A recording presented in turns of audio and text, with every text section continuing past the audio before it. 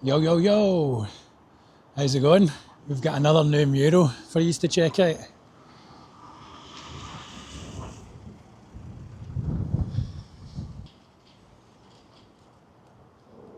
Aye, that's the new mural there. By Be Nice Signs. This is their Grateful Gallery. Kieran Govell. He's Tupperware coded. Like a wee rice cake in there, a wee corn cake. What's your advice? What's your advice to the youth for the day, Kieran? Get yourself a good quality thermos. Learn how to cook. Be more self-sustainable. You'll save a lot of money and it'll be a big benefit to your health overall. So you've heard it here first from the wise man, Kieran. Make a packed lunch. So this is our show, January Blues, that's on just now. Curated by Be Nice Signs.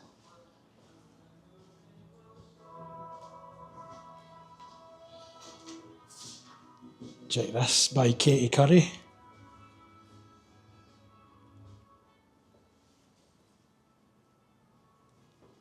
Oh, that's quite cool. January Blues. Right. Goodbye, sir. Thanks for stopping by.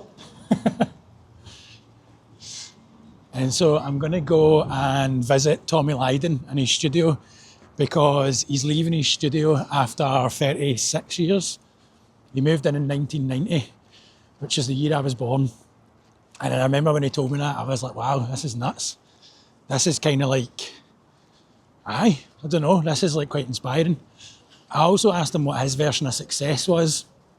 And he said this, having a studio for 35 years, been able to come here and make work.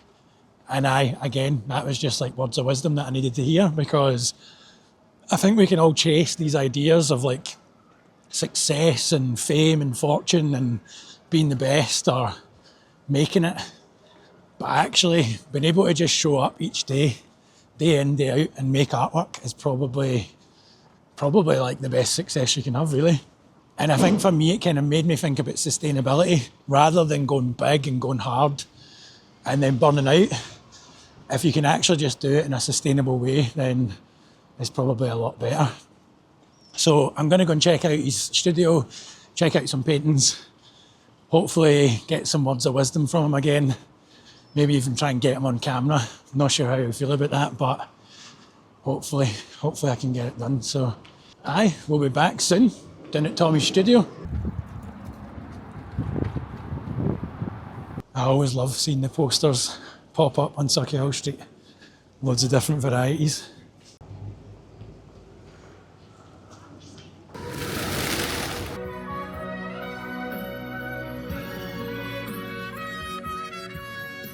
I was just about to, Sorry, mate, I couldn't help but stop you. I've been watching your videos recently, they're really good. Amazing. I need to come up and see you in the gallery. Have a Thank good day. you so much, man. Cheers. So that was mental. I was about to get charity mugged and the guy was like, no, I'm not going to hit you with a spiel. I just want to say big ups for what you're doing. So big ups to you, that was class. Thank you. And then as I was about to record that, another guy just appears and's like, no way, oh Panda, I'm watching your videos. So shout out to him as well. Cheers for watching, both of you, that's class. Big ups. It's a small city, man, it's a small world. It's always quite funny when you bump into people that know your stuff. Let's keep walking, see what we bump into on the way.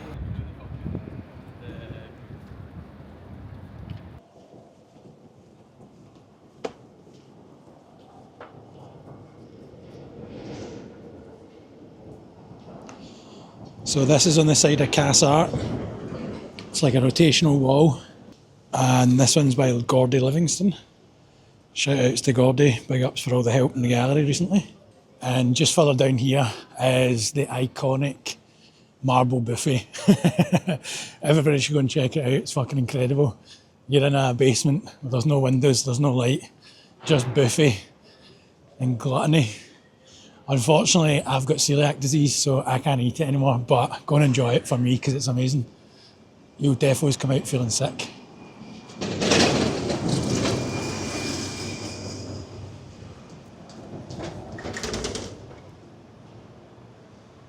And this one is a collab piece by Mull Draws and myself.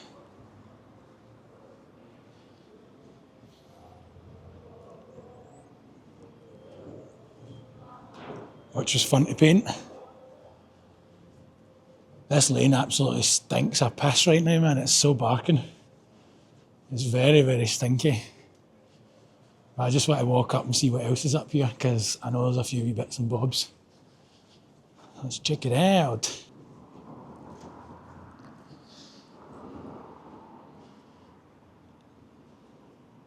Big fan.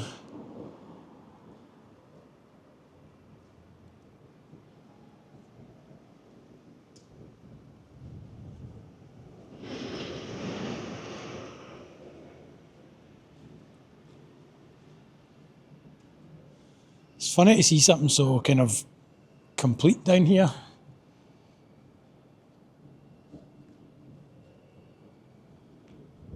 Rolex and Rada.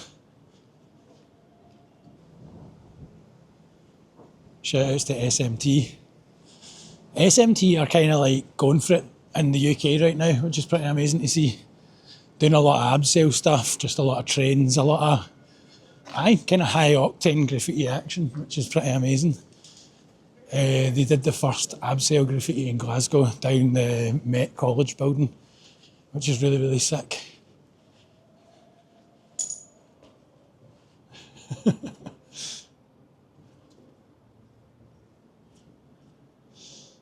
I love the fact that somebody's able to mention Spider-Man. One of the guys that can do mentions is able to do it.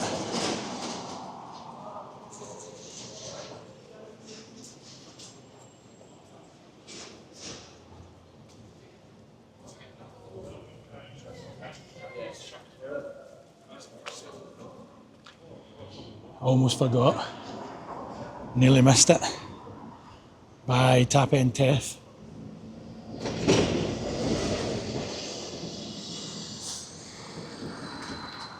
I was too busy being in my own wee world there. Probably also because it was absolutely stinking of piss. It was distracting me. I also want to show one of the best tags in Glasgow, in my opinion. It's an absolute screamer. I'll be there. These are everywhere just now, which is good to see.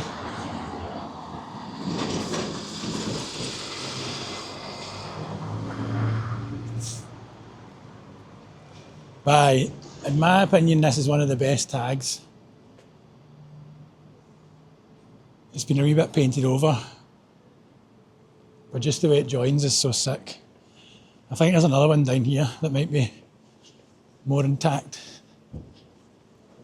Aye, so there's one that's untouched.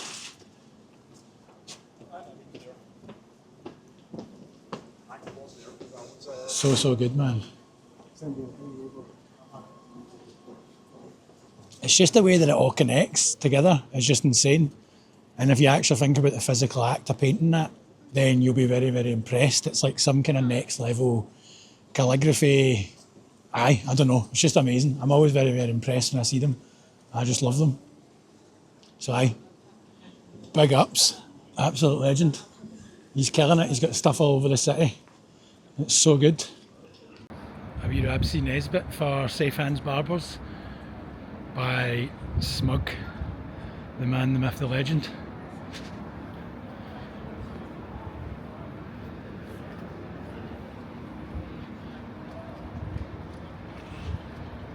Rada and Bluter. Bring back Bluter. I miss you, bro.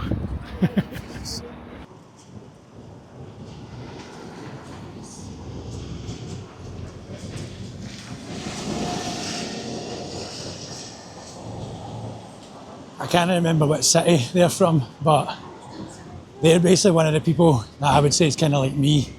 If you go to most cities across Europe, you'll find that there's one person or a couple of people that do characters, and they just go to town. And I used to always see that. I think it's Italian. Can't remember whereabouts in Italy. Maybe it's Spanish, but I reckon Italian. I'll look it up when I'm editing, but it's amazing. This is a cool wee dead bit.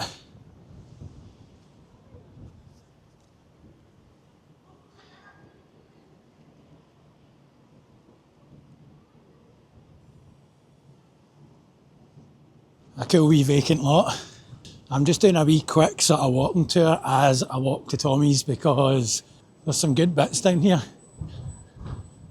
And I want to come and look at the massive mural that Smug done.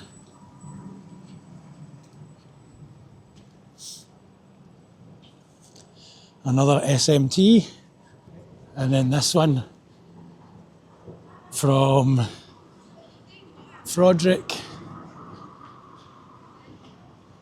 Mull and Matt Colours. Now, that is some tile action. Can anybody tell me who the artist is that done that? That is a wee Mario with a cone on his head. Oh. This is the future.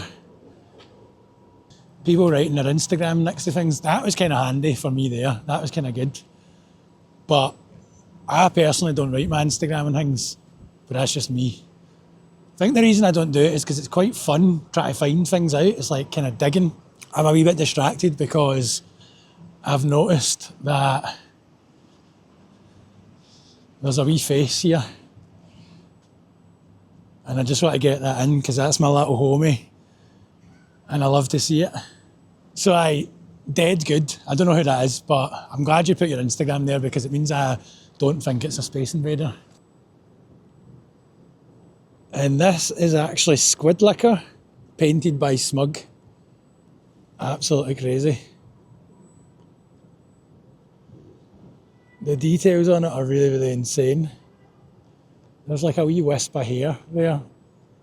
That's just so good. And then the smoke coming off the candle.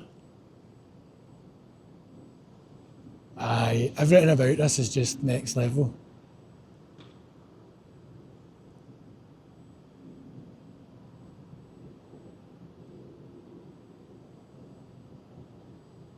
So it's pretty funny, this week in Glasgow there has been like a bit of a debate happening because the council have approved a mural that is generated by AI and everybody's going a bit nuts by it.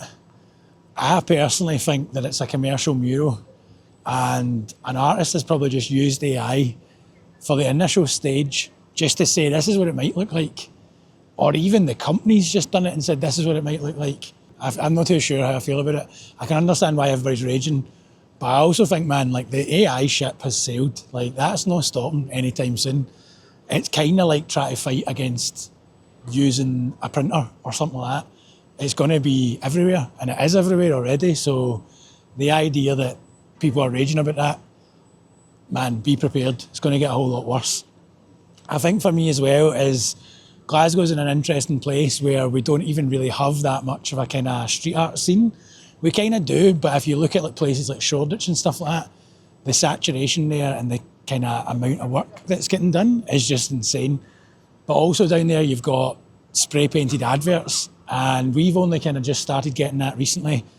But that'll take off at some point as well, and there will become like a war. And I think maybe I'm more interested in the sort of commercial versus art side of things. And I know there's always a balance, and I know people need to get paid.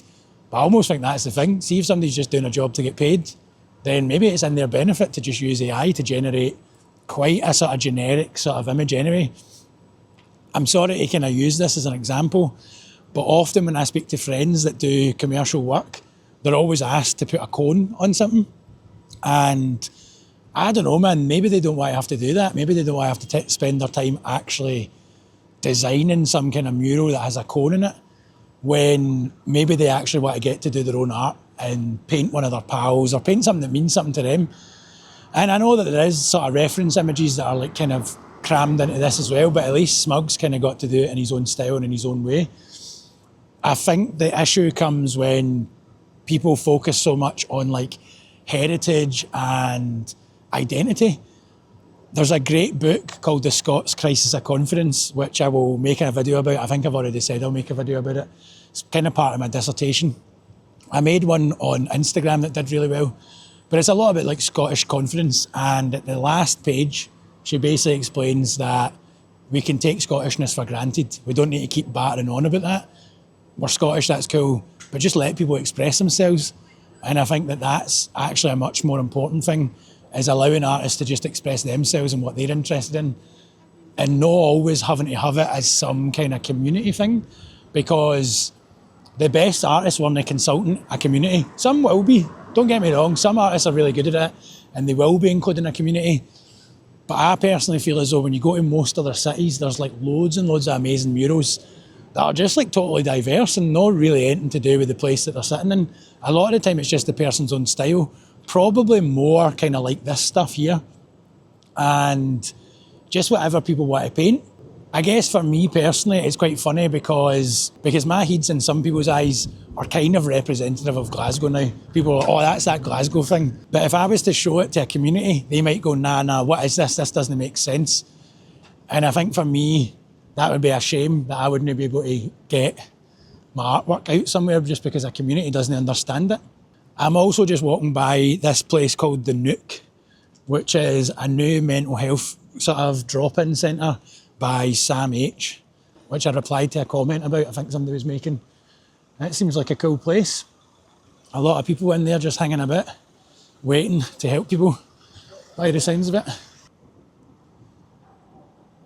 So I big up Smug, man, it's really, really sick. Also, shout out to Michael and Stephen, if you are watching. I know that they're friends of the show. I want to try and get this right. This is a wee funny one. These boards are crying out for some action. But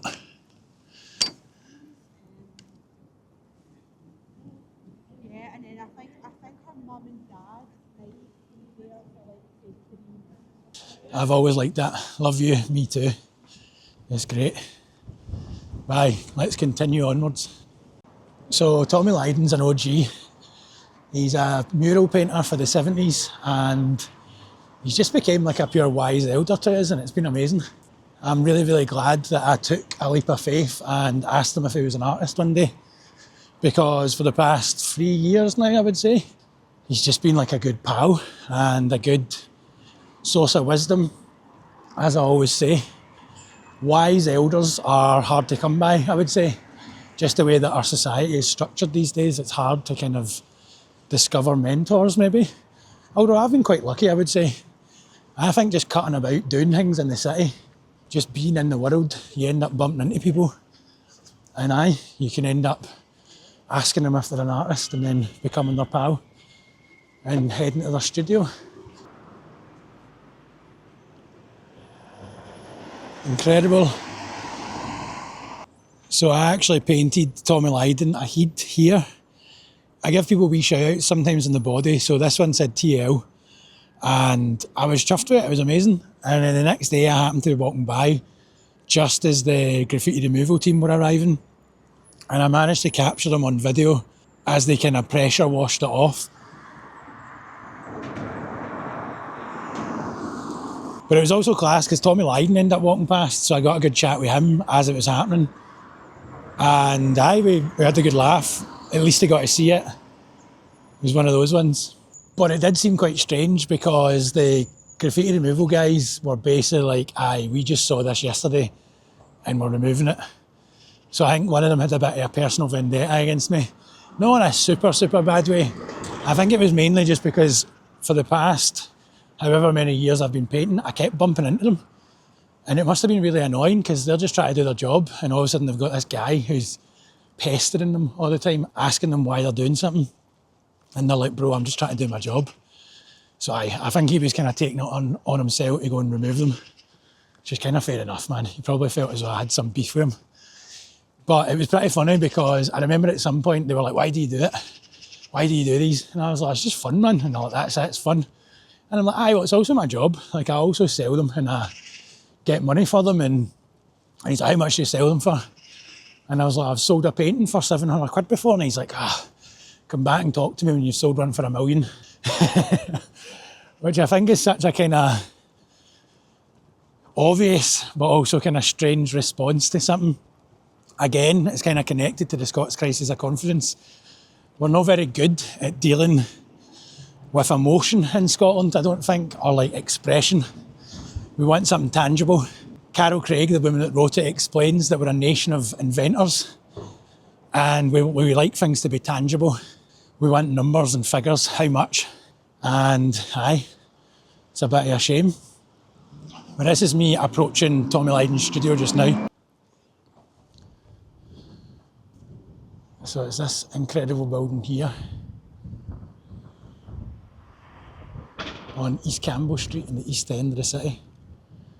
Previously a WASP studio, but now ran by the Glasgow collective. It looks as though there's a lot of Tommy's art inside. Hopefully he's in. Hey Tommy, are you in the studio just now? That's me just downstairs. Amazing, thank you. Right, bye bye. Maybe, I don't know. Big guy. Aye, big guy, aye.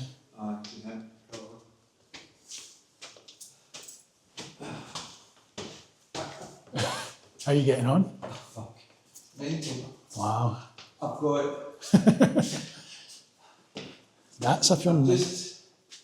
Yeah, that's quite a nice one. Yeah, that's cool. That's a nice shit. 250 pieces Right, okay, I've wow. given away. I've sold. Right, okay, Some wow. of them I've sold, but Yeah. most of them I've given away. Wow. Which is great. Yeah, some of them are only Yeah. things, but anyway.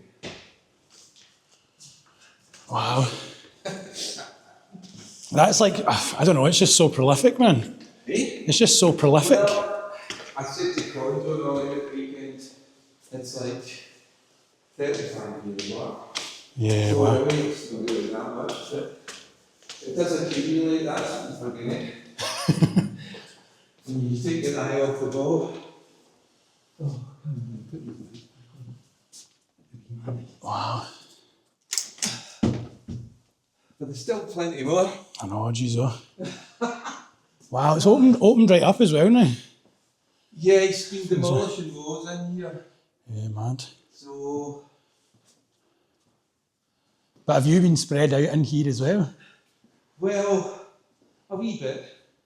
These are, I don't know if you ever saw these were my wife's. I think you did show me them last time, yeah. Aye, I think maybe you did. But they were, I don't know if you would remember, they were quite badly scratched. In it. Wow, right, so have you been... So I've restored them. Wow. And he's going to hang them up downstairs, Yeah, it's so good. the two of them, which is quite nice. What was your wife's name? Anna. Anna. Wow. So these are her. Yeah. I mean, I've got more of her work. I mind you were showing me the stuff downstairs as well. Like, I've got tons of her stuff. Yeah. And I've given a few of them away. Given some of them to charities. That's just a big, scary big canvas. Worked with. are you still working on it though, aye? Oh, aye. So have you still got the studio downstairs? I've got the big space downstairs. Right, amazing. They're coming up here on Monday. They were Right. going to come this Monday and start demolishing these walls. So I think it's just a whole. Aye, it's a bit of an undertaking, isn't it? It's like a big space. What is their plan? It's 3 floors. That's Aye. the thing.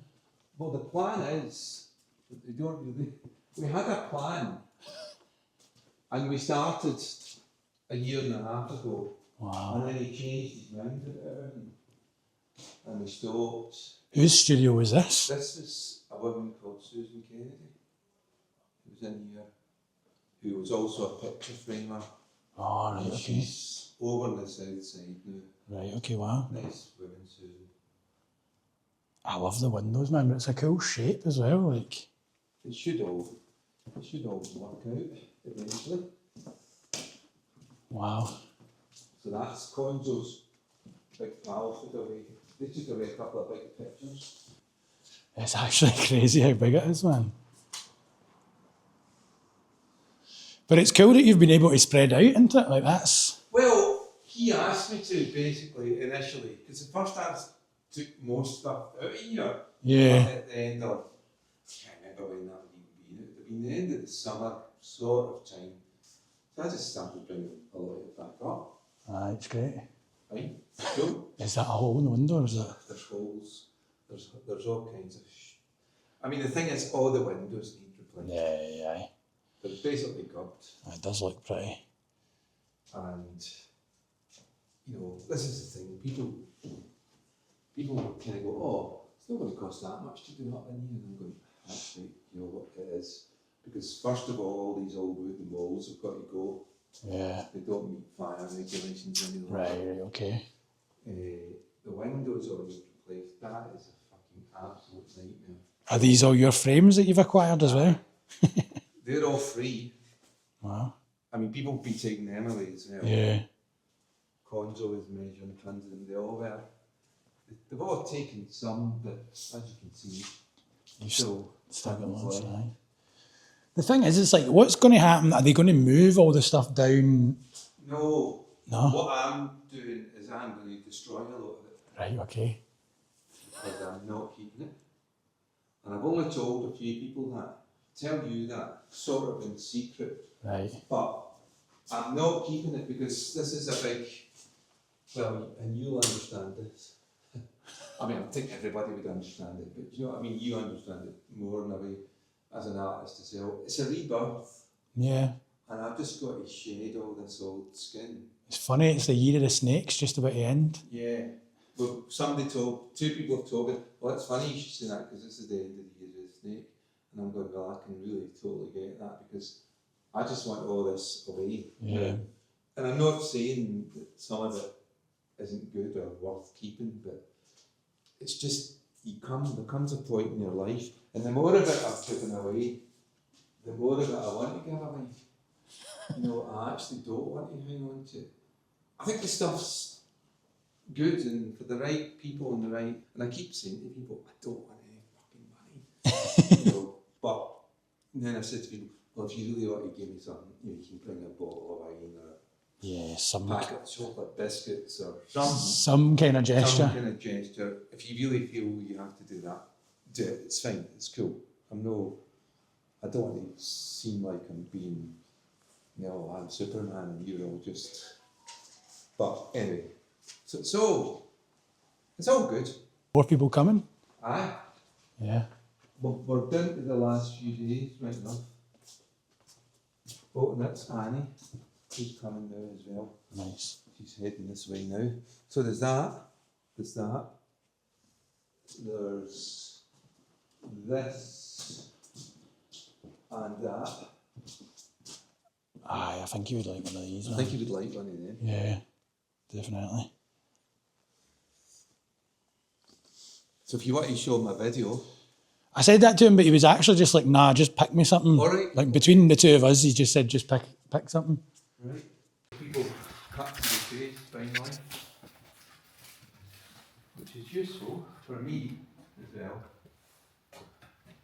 Okay, I think that's all. What do you think? That's all right like that, isn't it? Aye, that would be perfect, aye.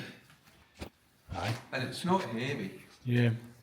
You know, it's not like it's a. Oh, that'll be easy days, aye. I'll just take that downstairs and then I'll give Nicky a shout. You pick something. I know, that's the thing. I was going to ask I'm you. not forcing you. No, I know. How long have you been in this studio for? Been in here definitely since 1990, so that's coming up for 36 years. But I came up, the studio was founded in 1985 by Jackie Parry, and I was coming up here in between times, but I only really moved in back then, like officially, properly. I had a lot of pals who worked in here, so that's how I ended up coming up here. And have you always been on this floor? Yes, I have moved around a lot in the floor, but yeah, always been. And latterly, more or less, I was in that big room in there for the last 20 odd years. Yeah. And I remember the last time I came to see you, we spoke about like an idea of success or like making it. Uh-huh. Like, what do you think what's your idea of success as an artist? This. This is success. I mean, getting to produce the work that you want to make, that is success. And also feeling that it is in some way communicating with other people. Yeah. I think for me, that's always been vital.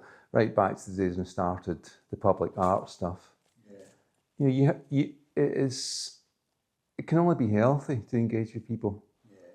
It's funny. When I was walking down, I don't know if you've heard about this, but yesterday there was like a mural that got proposed on Elm Bank Street. Well, I've heard about these things, and yeah. it's like AI generated or something. I heard, For me, yeah. I was just saying on the walk down there that for me, I'm not that bothered about it because it's just like a commercial mural that someone does. And so maybe that's not that bad. And I was saying that sometimes public engagement can be a bit of a hindrance to this because I guess that's what's nice about this is you've been able to just make your work in here. Yeah. But what do you think about that sort of tension maybe between public art and like sort of your own personal practice? It's always been there, isn't it? Yeah. Whether it's Michelangelo trying to deal with the Pope or Cellini or any of these people, you know, you're kind of, presumably there's always a client or an imagined client, at least at the end of the process. Yeah. And you're always, to some extent, engaged in some kind of a, either actual or a kind of imagined dialogue with those people. Yeah. And I think it's good practice for artists to actually have to speak to people about what their intentions are, how they see the work, and why they think it's important that it gets brought into being somewhere. It's funny, I was actually painting Sauchiehall Street this morning, and people were coming up and chatting to me, and it's quite nice. And it's quite, I think that, especially I think Glaswegians are very friendly and very interested and curious. Aye. Whereas like people have been talking about London and stuff like that now, it's just people just walk by and don't get involved in things. Yeah. Did you find that back then, or was it like were people positive, negative? Very much. Well, you would get people. Of course, there'd always be people back in the day when it was very much tied up with the initial wave of renovation in Glasgow, and so people would see artwork as a kind of waste of money. Some people did, but of course, what we'd point out to them that the actual budgets for our artwork were very, very small. And really would make little impact in an actual construction site if the same amount of money was transferred to them, probably just disappear. So the artwork also is symbolic, isn't it? It's symbolic of, again, the rebirth of the community and the rebirth of the properties. And it's another vehicle for people. It was back then. We did engage with people, and quite often the communities we engaged with had a big influence in the designs that we came up with. See, even like I've been looking recently at the sort of the ones from the 70s, and obviously there was like the Clapper 2. Yeah. With John and Denniston. Nicky was talking about that. Yes. No. But it was almost like a bionic frog, I think Yeah. been described as. Aye. And it seems quite out there compared to the stuff that we're getting just now. And it seems a lot of the murals mural trail murals seem quite safe and quite, I don't know, like twee for want of a better word. And that's maybe a bit harsh to him, but what do you think about that sort of balance, or maybe even like the sort of like, a lot of things have to be like Scottish. Do you know, we have to like celebrate Scottishness. What do you think of that? Well, I think that's really interesting. If you can actually really define what Scottishness is. I think Scottishness there is something, but it's a very diverse thing, isn't it? I mean, there's a huge range of cultural influences in Scotland over centuries. So, you know, all the way back to the Roman legions who were based here. So, yeah, I think it's a whole rich area of debate, and it's a good way for people to actually think about what it is, how they think something, you know, could represent them, or if it does represent them. I don't know. It's complicated. Yeah. I think it's very complicated because there's the obvious twee kind of picture postcard Scottishness thing. That's what this new mural that's proposed is. I think I have gathered something like that, and I mean personally, I'm not the least bit interested in that. Yeah. What I'm interested in is, both actual Scottish history in all its gory detail, and like I say, the huge cultural influences that have been brought to be. Scotland's been a place of migration for centuries and centuries, millennia. So, the Celts came here, the Picts were here, the Romans came here. That goes on. Could you tell me, I remember once at the Barras you were telling me about the Declaration of Arbroath, and when you were over... In Slovenia. So in Slovenia, so where were you, why were you there? And then what was the deal with the Declaration of Arbroath? Well, they actually used the Declaration of Arbroath as a model for their own Declaration of Independence in 1989 or 90, whatever the actual year was, when it was a breakup of the old Yugoslavia and Slovenia became an independent country. And Croatia, of course, and Bosnia and Herzegovina tried to follow suit. I think, as most people now know, Yugoslavia was a modern invention post the First World War. So it wasn't until 1921 that it even became a reality. And it was, and those countries have always had pretty fluid borders. So it was all just getting resettled. But there was a paper there, an actual paper, and you can check this guy out because he was in the BBC News at the time, and he was touring Europe in a caravan with his young family, and he played the pipes for the Slovene army marching into the war, which I think is hilarious. And there was a brief war in Slovenia, only less than 2 weeks, and but it's a fact. And that's what the Slovenes told me that they used, because they were always saying, why is Scotland not an independent? Why aren't you really independent? I said, well, we're part of a union, which is a long-established union. So, unlike Yugoslavia, which was relatively recent, because that was, less than just over 60 years later, they were going, no, it's not working. And we need to change it again. I remember you said that they don't teach the Declaration of Arbroath in Scotland. Well, I think possibly they do now. I don't know, but it's quite a proto-democratic document, isn't it? Because it's inclusive, and it's perhaps one of the better documents that's come out of Scotland. Unlike, Denise Mina wrote her book about Rizzio, who's the guy who's Mary Queen of Scots' big sidekick, who was dispatched in Holyrood Palace. And that also attracted the signatures of a lot of Scottish noblemen for slightly unsavoury reasons, which is the flip side. So I don't know, it's quite interesting, the democratic thing and the literacy thing and the interest in the arts, which has always been here in Scotland, yeah. How would you, I don't even know if this is like, how do you balance those things basically, because I feel as though Ireland right now has like a really, really good cultural output. Yeah. But you could maybe argue that's because they've got like a lot more money getting into the country just now because of like tech and stuff like that. So there's just more resource around, whereas maybe we are not really at that point where we can actually support things happening.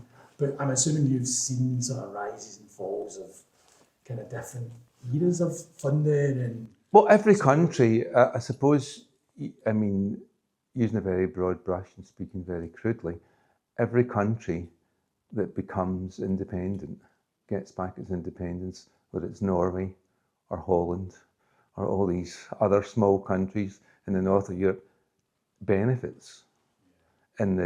Actually, even in the short term, culturally, definitely there's a benefit. And I think Scotland as an area, as a country, and as a collective of all kinds of different people, I think it would affect the cultural life here if it was independent. But again, that's a matter of opinion, and some people would say, no, we don't need that. But I think there is a kind of stasis at the minute here, cultural stasis, which is pretty unhealthy. I think that's also symptomatic of funding models and stuff like that within the arts as well, because I think a lot of people are waiting and kind of watching and going, oh, when's this thing going to happen? When are they going to give us the thing? When are they going to give us the money to do something? Well, you look at a lot of small countries like Norway, like Switzerland, like Ireland, and there's a huge cultural dynamic there. And there's fewer people in a lot of these countries than there is here. But the big trick is money, isn't it? Actually getting your hands in the resources, whether it's actual cash or resource money and facilities.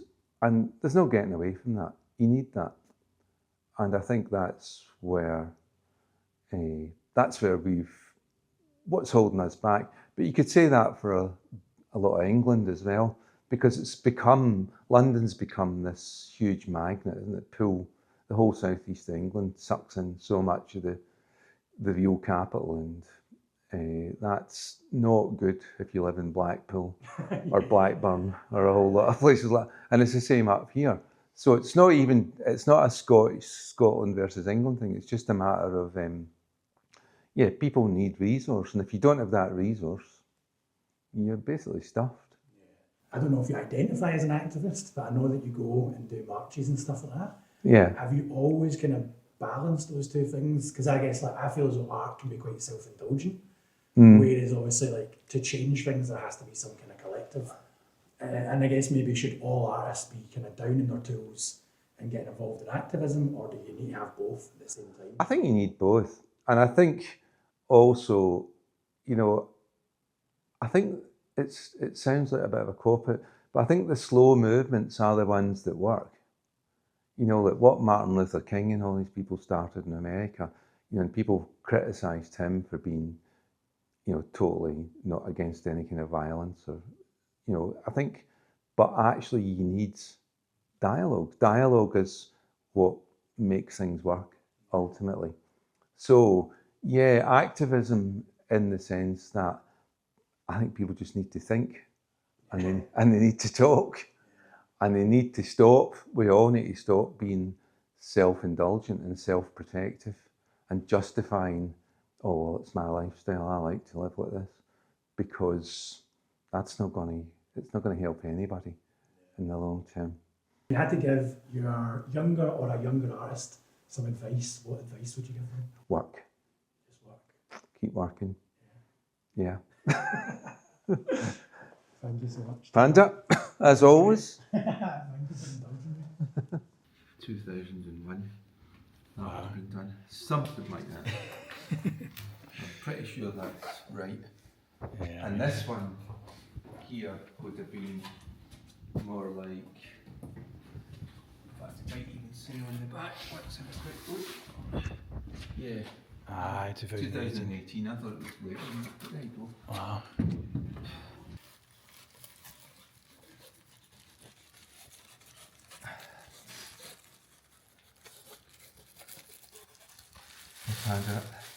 I'm guessing again, I think this is about 2005. Wow. I'll just say that. And I get to say that since I'm the artist.